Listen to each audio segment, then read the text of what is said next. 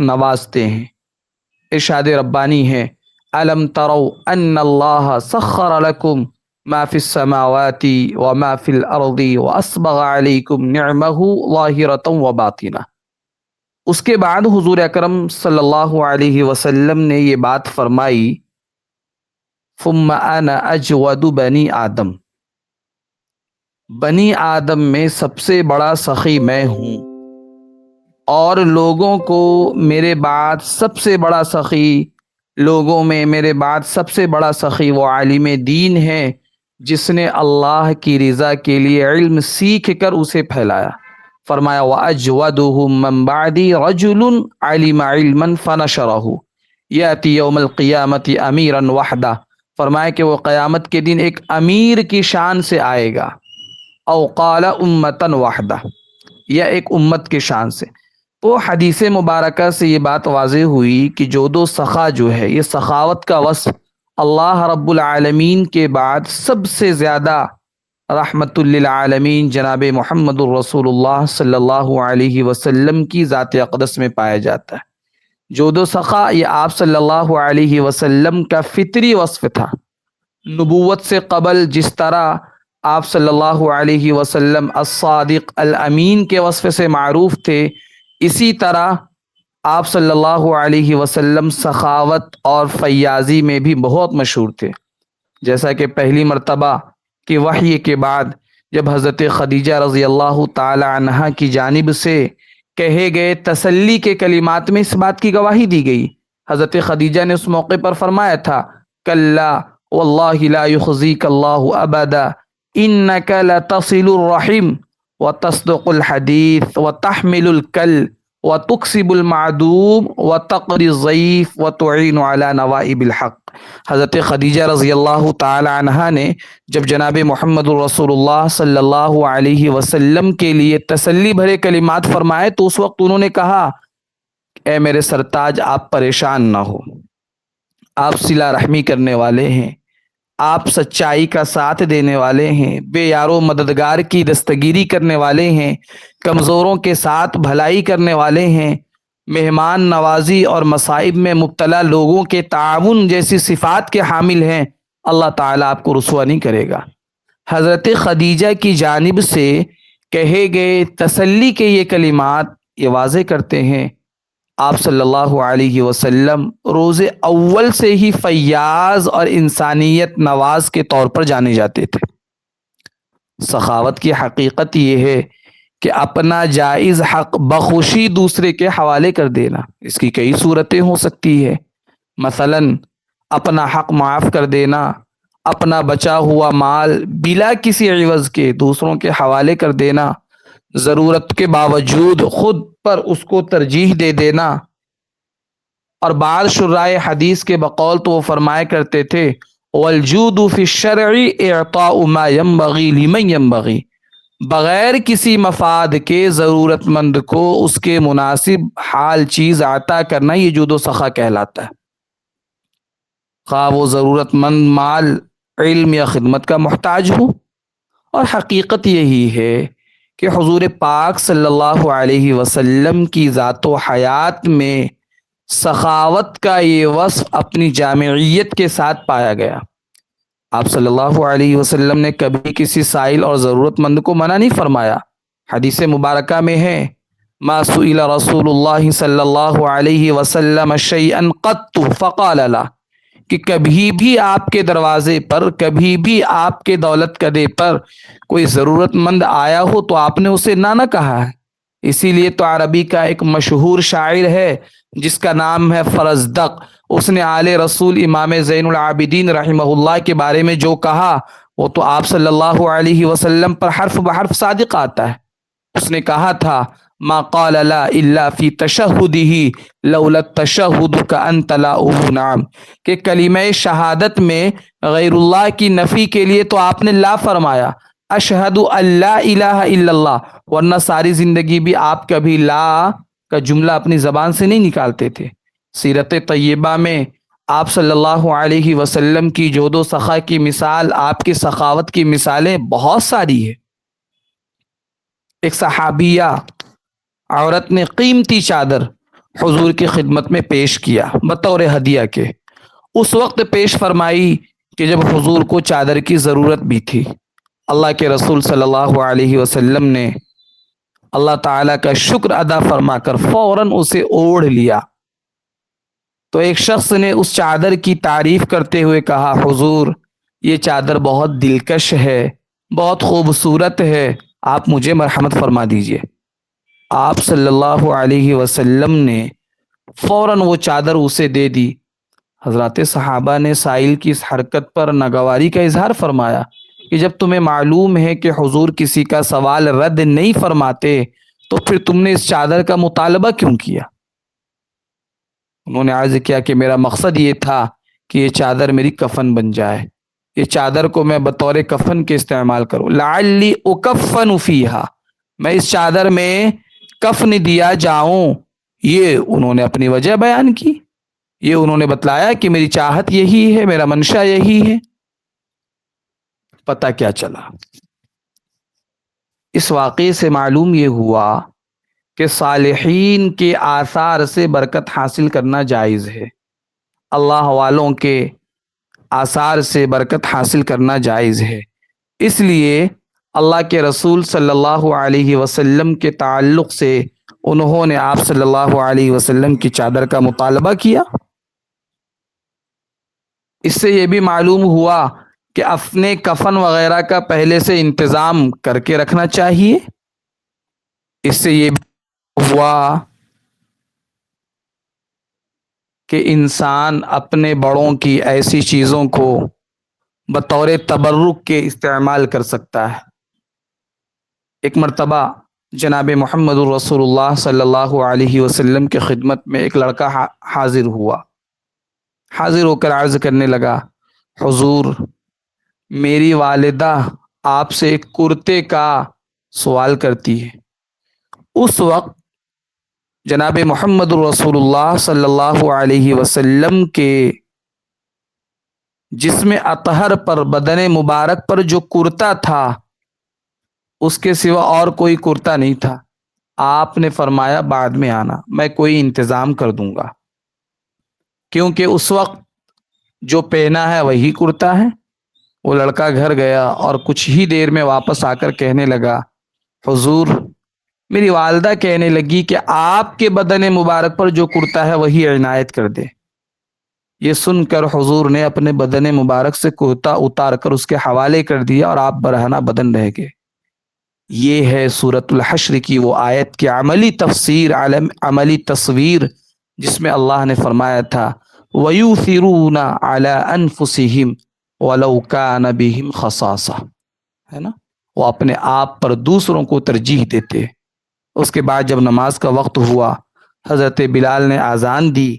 حضور صلی اللہ علیہ وسلم کرتا نہ ہونے کے سبب باہر تشریف نہ لائے. حضرات صحابہ کو بڑی فکر ہوئی. بعض لوگ حجرہ مبارکہ میں حاضر ہوئے، کیا دیکھتے ہیں کہ آپ بغیر کرتے کے بیٹھے ہیں. اس وقت یہ آیت کریمہ نازل ہوئی وَلَا تَبْسُطْهَا كُلَّ الْبَسْطِ فَتَقْعُدَ مَلُومًا مَحْسُورًا.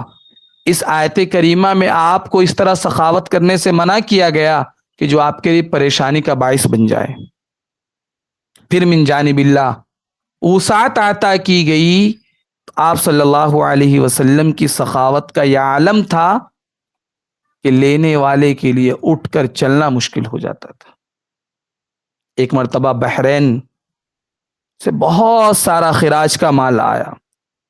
آپ صلی اللہ علیہ وسلم اسے مسجد نبوی کے صحن میں فرمایا کہ اسے مسجد نبوی کے صحن میں رکھ دو. نماز کے وقت جب آپ تشریف لائے اس کی طرف مڑ کر ایک نظر بھی نہیں دیکھا. کہ نماز سے فراغت ہوئی، آپ صلی اللہ علیہ وسلم نے اسے تقسیم کرنا شروع کیا. جو بھی سامنے آتا گیا اسے دیتے چلے جاتے. حضرت عباس تشریف لائے، حضور کے چچا تشریف لائے جو اس وقت ضرورت مند تھے.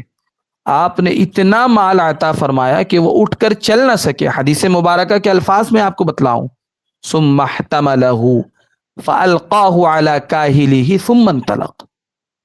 تو حضور کے جود و سخا کے انہی نمونوں کو لے کر آپ کے خادم سیدنا انس رضی اللہ تعالی عنہ نے یہ گواہی دی. کیا گواہی دی؟ آپ صلی اللہ علیہ وسلم لوگوں میں سب سے زیادہ سخی تھے، یہ آپ کا ایک وصف تھا۔ اسی طرح آپ کا ایک وصف شرم و حیا، جہاں تک شرم و حیا کی بات ہے تو اللہ رب العزت کی پاک ذات اور پاکیزہ صفات میں سے یہ بھی ایک اہم صفت ہے۔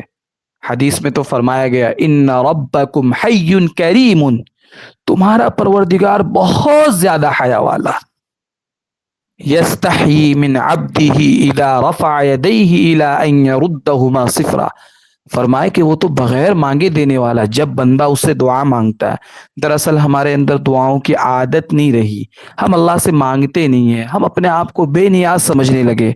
فرمایا کہ اللہ اتنا حیادار ہے، اللہ کو اتنی زیادہ حیا آتی ہے کہ جب بندہ اللہ سے دعائیں مانگتا ہے، اللہ بندے کو خالی ہاتھ لوٹاتے ہوئے اللہ کو شرم آتی ہے، اللہ خالی ہاتھ نہیں لوٹاتے۔ یہ ہے اللہ تعالی کی عظیم صفت۔ جب اللہ کی یہ صفت ہے تو اب اسی صفت کو ہم سیرت نبوی میں تلاش کریں گے۔ امی جان فرماتی ہیں، حضرت عائشہ صدیقہ عفیفہ رضی اللہ تعالی عنہا، وہ فرمایا کرتی تھی حضور کی سب سے پیاری اور چہیتی بیوی ہونے کے باوجود فرمایا کہ آپ صلی اللہ علیہ وسلم کی حیا اور شرم کی گواہی دیتے ہوئے وہ فرماتی ہیں کہ میں نے حضور کو صرف تہبند پہنے ہوئے اس موقع پر دیکھا ہے جب حضرت زید بن حارثہ کسی سفر یا غزوے سے مدینہ طیبہ پہنچ کر حضور کے پاس ملاقات کی غرض سے آئے، اس وقت حضور میرے حجرے میں تھے۔ حضرت زید کی دستک دینے پر آپ دروازے پر اس طرح تشریف لائیں کہ بدن مبارک پر تہبند کے علاوہ کوئی اور کپڑا نہ تھا۔ دراصل ہم لوگوں نے بہت سے الگ الگ مطلب سمجھ رکھے ہیں۔ ترمذی شریف کی روایت کے الفاظ ہیں واللہ ما رأیتہ عریانا قبلہ ولا بعدہ، اللہ کی قسم میں اس سے پہلے اور اس کے بعد کبھی بھی آپ کو اس طریقے کی حالت میں نہیں دیکھا۔ وظیفہ زوجیت کے وقت بھی آپ صلی اللہ علیہ وسلم حیا اور شرم کے سبب مکمل کپڑے نہیں اتارتے تھے، جس میں اطہر پر کوئی نہ کپڑا ضرور ہوتا تھا۔ اور حضرت ابو سعید خدری رضی اللہ تعالی عنہ آپ کی شرم و حیا کو تو بیان عجیب و غریب فرمایا کان النبی صلی اللہ علیہ وسلم اشد حیاء من العذراء فی قدرها فاذا راى شيئا يكرهه عرفناه في وجهه، فرمایا کرتے تھے کہ ہمارے معاشرے میں ایک کنواری لڑکی، ایک باکرہ لڑکی جو عموماً شرمیلی ہوتی ہے، آپ صلی اللہ علیہ وسلم اس کنواری اور با پردہ لڑکی سے بھی زیادہ باحیا تھے۔ اشد حیاء من العذراء فی خدرها، فرمائے کہ آپ جب کوئی ناپسندیدہ چیز دیکھتے، یعنی وہ چیز آپ کی طبیعت کے خلاف ہوتی، طبیعت کو ناگوار گزرتی، آپ حیا اور شرم کی وجہ سے زبان سے کچھ نہیں فرماتے تھے، مگر ہم آپ صلی اللہ علیہ وسلم کے چہرے انور پر ناگواری کے آثار کو دیکھ کر سمجھ جاتے اور ہم اسے دور کرنے کی کوشش کرتے۔ سیدہ زینب بنت جحش رضی اللہ تعالی عنہ ام المؤمنین ہے۔ سن 5 ہجری میں جب حضور سے ان کا نکاح ہوا تو ولیمے کے لیے حضرات صحابہ حاضر ہوئے۔ کھانے کے بعد کچھ لوگ وہیں جم کر آپس میں باتیں کرنے کے لیے بیٹھ گئے۔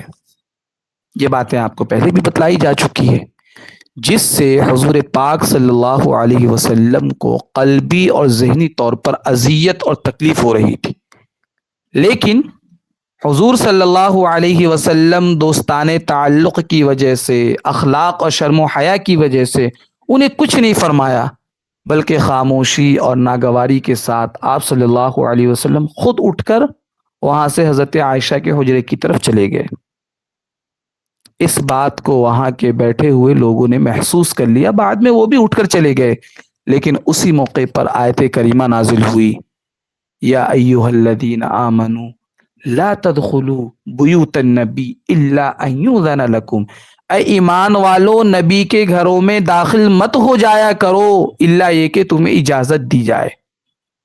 اس آیت کریمہ میں حضور اور آپ کے ازواج مطہرات کے متعلق حقوق بیان کیے گئے، آداب بیان کیے گئے، من جملہ ان کے ایک ادب یہ بتلایا گیا کہ جب تمہیں نبی کے گھر، جب تمہیں دعوت کے لیے بلایا جائے تو موقع دعوت پر جاؤ اور دعوت کے بعد واپس آ جاؤ، وہیں بیٹھے نہ رہو۔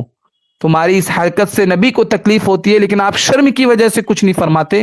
فرمایا ان ذالکم کان یؤذی النبی فیستحی منکم۔ معلوم یہ ہوا آپ صلی اللہ علیہ وسلم اپنی ذاتی امور میں، ذاتی معاملات میں خود تکلیف برداشت فرما لیتے مگر شرم و حیا کی بنیاد پر دوسروں کو کچھ نہ فرماتے۔ اور اسی شرم و حیا کا اثر یہ بھی تھا کہ آپ صلی اللہ علیہ وسلم کسی کی نامناسب بات کو دیکھ کر تنہائی میں اس کے ساتھ شفقت کے ساتھ اسے نصیحت فرماتے۔ مجلس میں کبھی نصیحت نہیں فرمائی، مجلس میں کبھی فضیحتیں نہیں فرمائی۔ حضرت انس خود فرماتے ہیں کہ ایک شخص حضور کی خدمت میں حاضر ہوا، اس پر زعفران کا رنگ لگا ہوا تھا۔ دخل علی النبی صلی اللہ علیہ وسلم رجل وعلیہ صفرة فکرہا۔ آپ صلی اللہ علیہ وسلم کو اس سے ناگواری ہوئی لیکن شرم و حیا کی سبب آپ نے اسے کچھ کہنا پسند نہیں فرمایا۔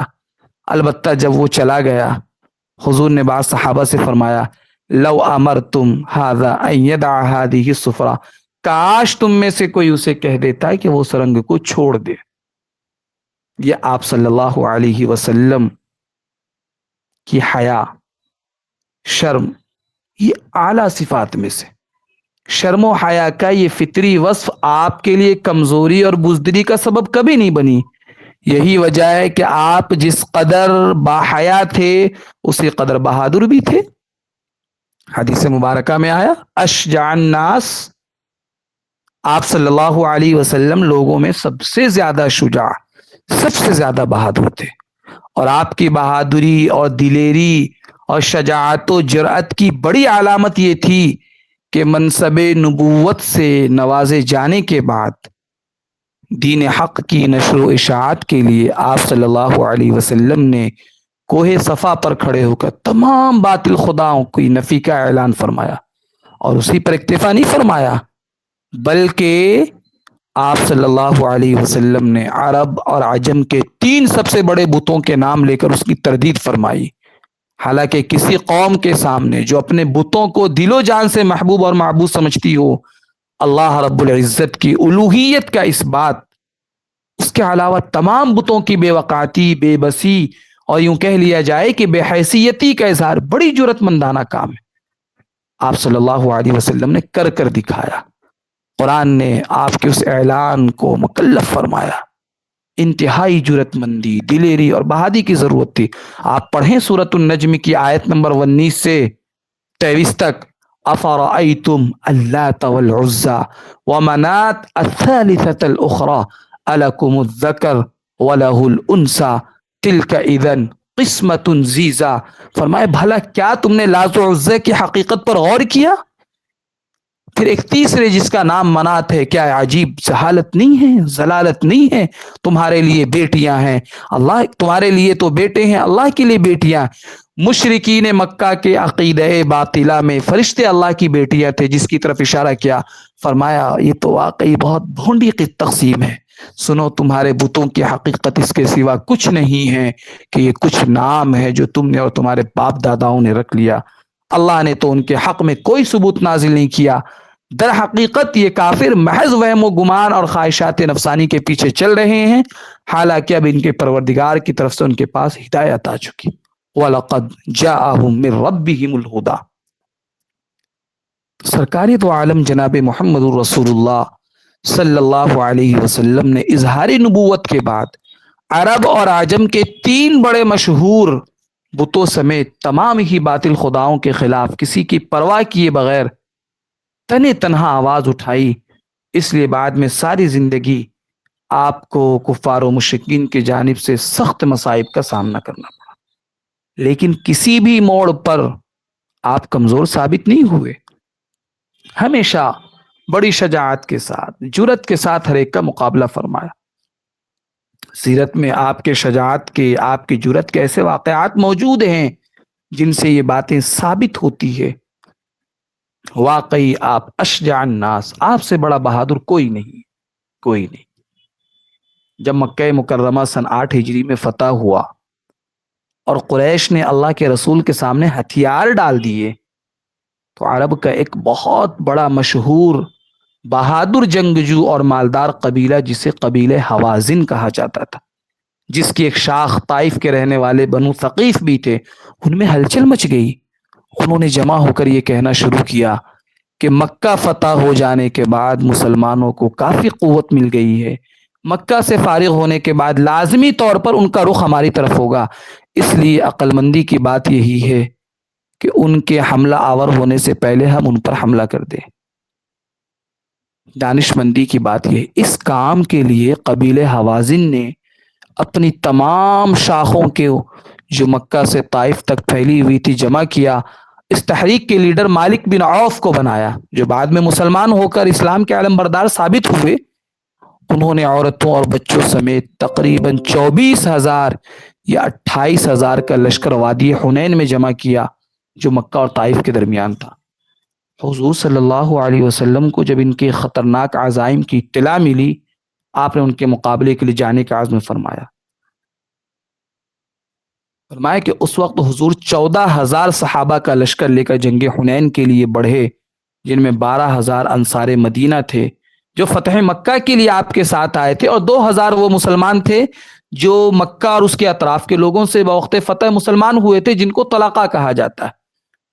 مسلمانوں کے لیے پہلا موقع تھا کہ 14,000 مجاہدین پر مشتمل لشکر جرار پوری تیاری کے ساتھ، ساز و سامان کے ساتھ آگے بڑھا، جبکہ اس سے قبل بدر و احد میں اقلیتوں کے باوجود مسلمانوں نے اکثریت پر فتح کی۔ اس لیے بعض کے زبان پر یہ جملہ آ گیا کہ ہم اپنی اقلیت، ہم اپنی قلت کے باوجود کفار کی اکثریت پر فتح حاصل کی ہے، لہٰذا آج تو ہماری فتح ہونا یقینی ہے، کیونکہ ہمارے پاس تعداد بھی زیادہ ہے، قوت بھی زیادہ۔ اللہ رب العالمین کو یہ عجب، یہ خود پسندی والی بات پسند نہیں آئی۔ اللہ نے انہیں متنبع کرنے اور اس بات کی طرف توجہ کرنے کے لیے کہ تمہاری نظر اپنی تعداد پر ہرگز نہ ہو بلکہ اللہ کی ذات پر ہو، اور پھر جنگ کا نقشہ ہی بدل دیا۔ ابتدا میں، آغاز میں مسلمانوں کو بے خبری میں بنو ثقیف اور قبیلہ حوازن کے تیر اندازوں کی جانب سے شدید تیر اندازی کے سبب پسپائی کا سامنا کرنا پڑا۔ ان کے پاؤں اکھڑ گئے، وہ بھاگنے لگے۔ قرآن کریم نے تذکرہ فرمایا، لقد نصرکم اللہ فی مواطن کثیرہ ویوم حنین اذ اعجبتکم کثرتکم فلم تغن عنکم شیئا وضاقت علیکم الارض بما رحبت ثم ولیتم مدبرین۔ یقیناً اللہ نے تمہاری بہت سے میدانوں میں بہت سے موقعوں پر مدد فرمائی، حنین کے دن بھی مدد فرمایا جب تم اپنی کثرتوں پر ناز کر رہے تھے، پھر وہ کثرت تمہارے کچھ کام نہیں آئی اور تم پر اپنی زمین اپنی وسعت کے باوجود تنگ ہو گئی، پھر تم پیٹ پھیر کر بھاگ کھڑے ہوئے۔ لیکن اللہ کے رسول صلی اللہ علیہ وسلم کی شجاعت، آپ کی جرأت، آپ کی بہادری دیکھیے۔ اس وقت آپ صلی اللہ علیہ وسلم بھاگنے کے بجائے، پیچھے ہٹنے کے بجائے چند صحابہ کے ساتھ برابر جمے رہے اور مقابلے کے لیے آگے بڑھے۔ حضرت براء ابن عازب فرماتے ہیں آپ صلی اللہ علیہ وسلم کے بارے میں، وَرَسُولُ اللَّهِ صلی اللہ علیہ وسلم عَلَى بَغْلَتِهِ الْبَيْضَاء، آپ سفید خچر پر آگے بڑھے، اور حضرت ابو سفیان نے تو خطرے کے خوف سے جب اللہ کے رسول کو دشمن کی طرف آگے بڑھنے سے روکنا چاہا، فرمایا فَنَزَلَ وَاسْتَنصَرَ، آپ خچر سے نیچے اترے، اللہ سے مدد طلب کرنے کے بعد پوری جرأت مندی سے فرمایا انا النبی لا کذب انا ابن عبد المطلب۔ غور کیجئے کہ میدان جنگ میں تیز رفتار گھوڑے استعمال کیے جاتے ہیں۔ حضور نے فرمایا انا النبی لا کذب، میں ایک ایسا نبی ہوں جسے جھٹلایا نہیں جا سکتا، انا ابن عبد المطلب، میں عبد المطلب کا بیٹا ہوں۔ اور حضور میدان جنگ میں تیز رفتار گھوڑے استعمال کر رہے ہیں تاکہ دو لوگ استعمال کر رہے ہیں وقت ضرورت بھاگ سکے۔ آپ صلی اللہ علیہ وسلم خچر سے نیچے اترے، اللہ سے دعائیں کی، آگے بڑھنے والے تھے اس لیے خچر پر سوار ہوئے، اور پھر جنگ میں ایسے رنگ کا جانور پسند کیا جاتا تھا جو ذرا سے گرد و غبار میں چھپ جائے۔ فوج کی خاکی وردی کا بھی مقصد یہی ہوتا تھا۔ آپ صلی اللہ علیہ وسلم کے خچر کا رنگ سفید تھا، بآسانی نظر آ جاتا۔ پھر پسپائی کے وقت لیڈر بھی اپنی شناخت چھپاتا تھا۔ جب آپ صلی اللہ علیہ وسلم نے اپنی پہچان کرانے کے لیے علل اعلان فرمایا انا نبی لا کذب انا ابن عبد المطلب، آپ یہ لگ زبان سے کہہ رہے تھے میں نبی ہوں، اس بات میں کوئی جھوٹ نہیں ہے، اور میں عبد المطلب کا بیٹا ہوں۔ آپ نے اپنی نسبت والد کے بجائے دادا کی طرف کی، فرمایا کہ جناب عبد المطلب عزت اور بزرگی میں بہت زیادہ مشہور تھے۔ نیز یہ آپ نے دشمن پر مزید رعب ڈالنے کے لیے فرمایا۔ اس سے حضرات علماء نے یہ بات فرمائی کہ میدان جنگ میں دشمن پر رعب ڈالنے کے لیے اپنی تعریف کرنا یا ایسا انداز اختیار کرنا جس سے دشمن مرعوب ہو جائے، مثلا سفید بال پر سیاہ خضاب لگانا، اکڑ کر چلنا، یہ چیزیں جائز ہے میدان جنگ میں۔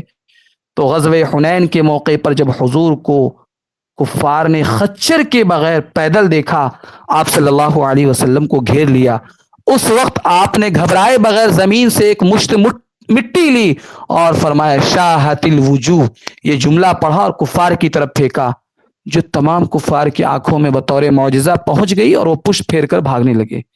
آپ صلی اللہ علیہ وسلم نے حضرت عباس سے فرمایا نادی اصحاب السمرہ، اصحاب سمرہ وہ صحابہ تھے جو بیعت رضوان میں شریک تھے، فرمایا کہ پکارو۔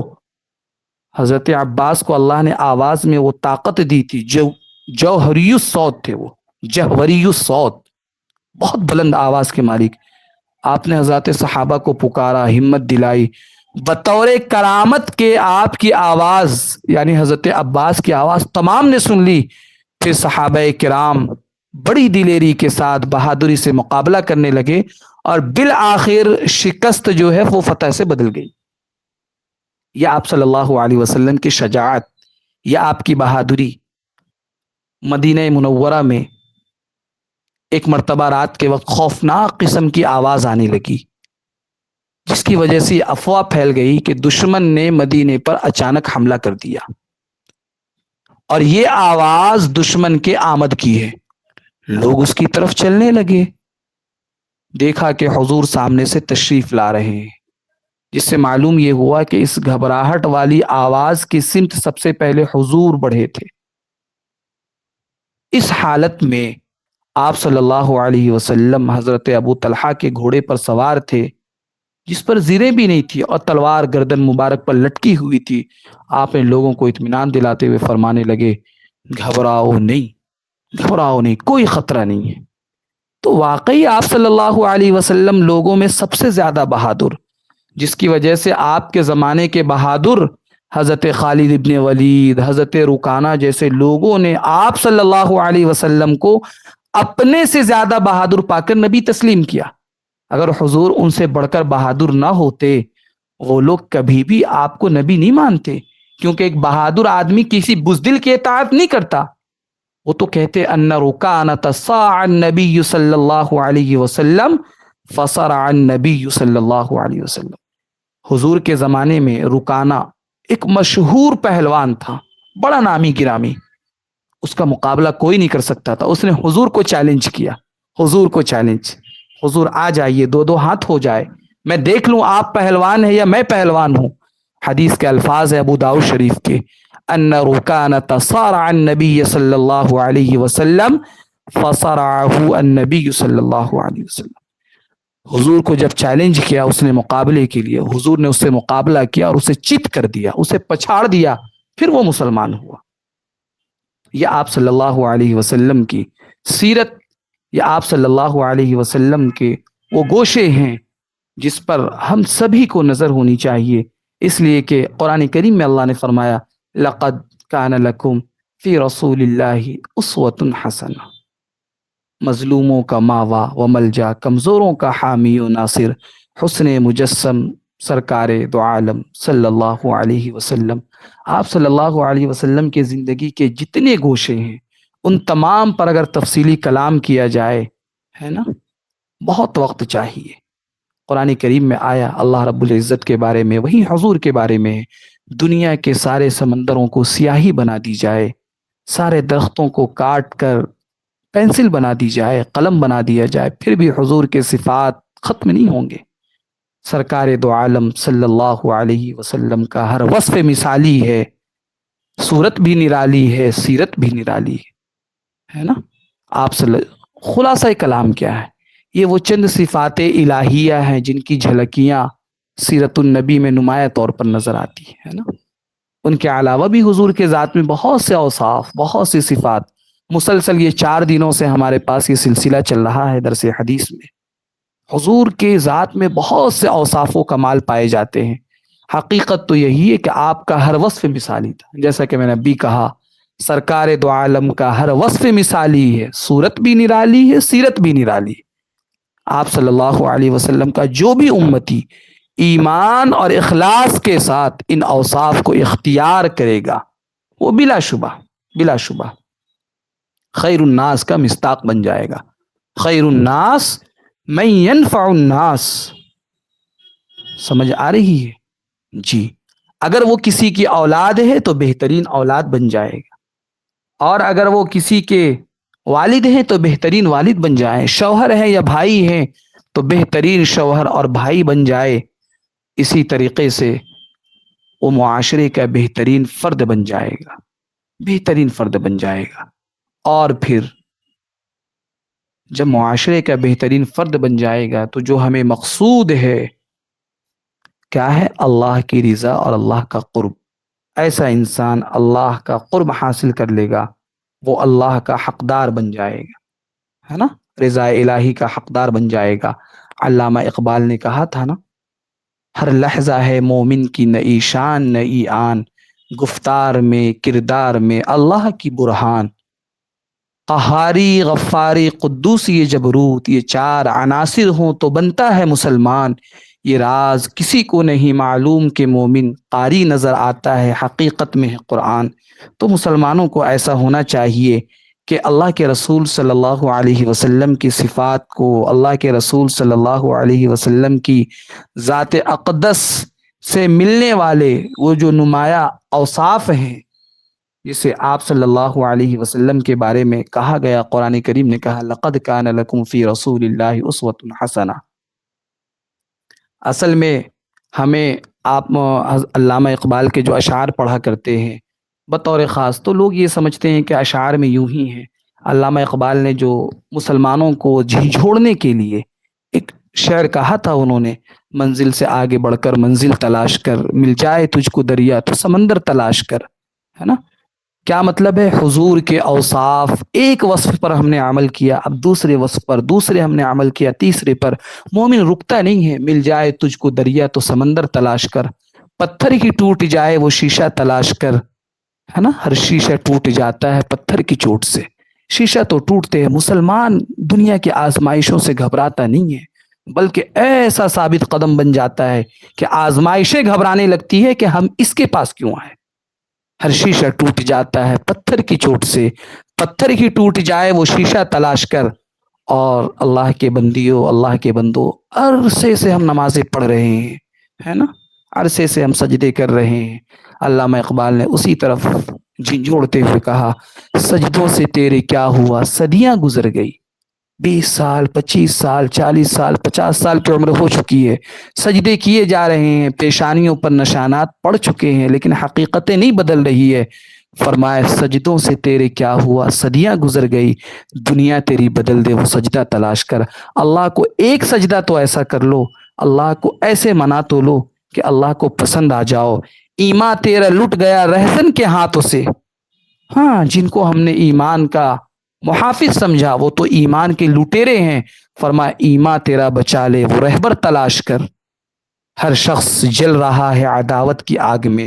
حضور صلی اللہ علیہ وسلم کو کبھی یہ بات پسند نہیں تھی کہ آپ کے دل مبارک میں کبھی کسی کے متعلق بدگمانی ہو۔ آج ہر شخص عداوت کی آگ میں ڈوبا ہوا ہے، ہر کسی کے دلوں میں دوسروں کے خلاف بدگمانی ہے۔ فرمایا ہر شخص جل رہا ہے عداوت کی آگ میں، اس آگ کو بجھا دے وہ پانی تلاش کر۔ ہمیں توبہ، انابت اللہ، رجوع اللہ، اللہ کی طرف لو لگانے کی ضرورت ہے۔ اور پھر آخر میں کہا کرے سوار اونٹ پہ اپنے غلام کو، پیدل ہی خود چلے وہ آقا تلاش کر، ہے نا۔ ایسے رہبر کو تلاش کرنے کی ضرورت ہے، اور ایسے رہبر صرف اور صرف اللہ رب العزت کی ذات اقدس ہے۔ اسی لیے فرمایا تم حیا و شریعت کے تقاضوں کی بات کرتے ہو، ہم نے ننگو جسموں کو ملبوس حیا دیکھا ہے، دیکھے ہیں ہم نے احرام میں لپٹے کئی ابلیس، ہم نے کئی بار میخانے میں خدا دیکھا ہے۔ اللہ رب العزت ہمیں حقیقت میں جناب محمد الرسول اللہ صلی اللہ علیہ وسلم کے اوصاف حسنہ اور اخلاق حسنہ کو اپنا کر ہمیں بھی ایک باکردار اور اپنے قریب اور رضا الہی کا حقدار انسان بنائے۔ اللہ رب العزت ہمیں توفیق عمل فرما کر ایسا بنا دے ہم اسے پسند آ جائیں۔ اللہم انی احبک، اللہم انی احبک۔ اللہ رب العزت سے ہمیشہ اللہ کی محبتوں کا تقاضا کرنا چاہیے۔ اللہم انی اسألک حبک وحب من يحبك وحب عمل يقربني إلى حبك۔ اللهم صل على سيدنا محمد وعلى آل سيدنا ومولانا محمد صلاة تنجينا بها من جميع الأهوال والآفات وتقضي لنا بها جميع الحاجات وتطهرنا بها من جميع السيئات وترفعنا بها أعلى الدرجات وتبلغنا بها أقصى الغايات من جميع الخيرات في الحياة وبعد الممات إنك على كل شيء قدير۔